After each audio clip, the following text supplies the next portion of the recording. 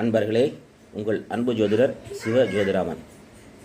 இன்றைக்கி நம்ம பார்க்க போகுதுங்க, தனி குன்றுமணி, அதாவது சிகப்பு, தனி சிகப்பு. முக்கியமாக கவனிங்க, கருப்பு சிகப்பு இருக்கக்கூடாது, தனி சிகப்பு குன்றுமணியை பற்றி பார்க்க போகிறோங்க.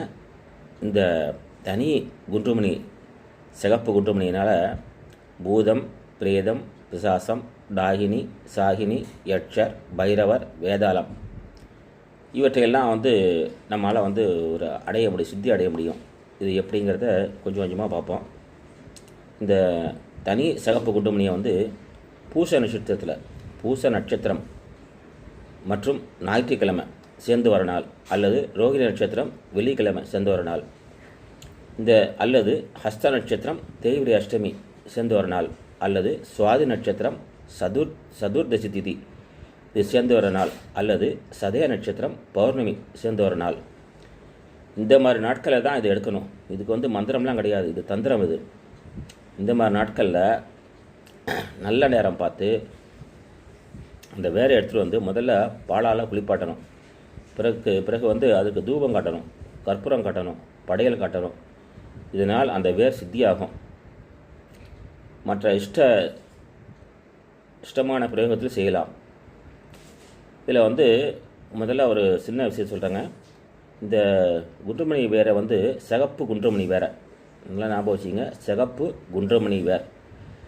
இதை எடுத்துகிட்டு ஏற்கனவே சொன்னாலும் 4 நட்சத்திரம், இந்த 4 நட்சத்திரப்படி அதை வேரை எடுத்துகிட்டு அந்த வேரால் லேசாக அரைச்சி திலகமிட்டு போனீங்கன்னா அந்த நபர் ஏராளமான சன்மானத்தை பெறுவார், தகுதியையும் பெறுவார்.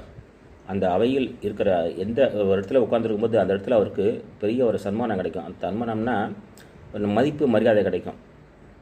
இந்த நபரோட பேச்சை எல்லோரும் கேட்பாங்க. இன்னும் சொல்ல போனோம்னா இதனால் பொது ஜனவசியம், அதாவது மக்கள் பொது ஜனவசியம் ஏற்படுத்தலாம். மேலும் இதனால் பல பயன்கள் உண்டு. இதை பற்றி மேலும் அடுத்தடுத்த வீடியோவில் போடுறாங்க. இன்றைக்கி போட்டது தனி சிகப்பு கொண்டு எடுத்துகிட்டு பூச நட்சத்திரத்துலேயோ, ஹஸ்த நட்சத்திரத்துலேயோ, அல்லது சுவாதி நட்சத்திரத்துலேயோ, சதய நட்சத்திரத்துலையோ எடுத்துகிட்டு வரணும். இதெல்லாம் எடுத்துகிட்டு முறையாக காப்பு கட்டி சாபவர்த்தி பிராணபிஷ்டை பண்ணி இதை உரசி லேசாக திலகமிட்ட போனீங்கன்னா நம்ம காரியங்கள் சித்தியாகும். இப்படிக்கு ஸ்ரீ திருச்செந்தூர் ஜோதிட நிலையம் மற்றும் ஸ்ரீ பத்ரன் மந்திராலயம். மேலும் இதை பற்றி தெரிஞ்சுக்கணும்னா, உங்களுக்கு சந்தேகம் இருந்துச்சுன்னா உங்கள் இஷ்ட கட்டணத்தில் என்னை தொடர்பு கொள்ளுங்கள். நன்றி, வணக்கம்.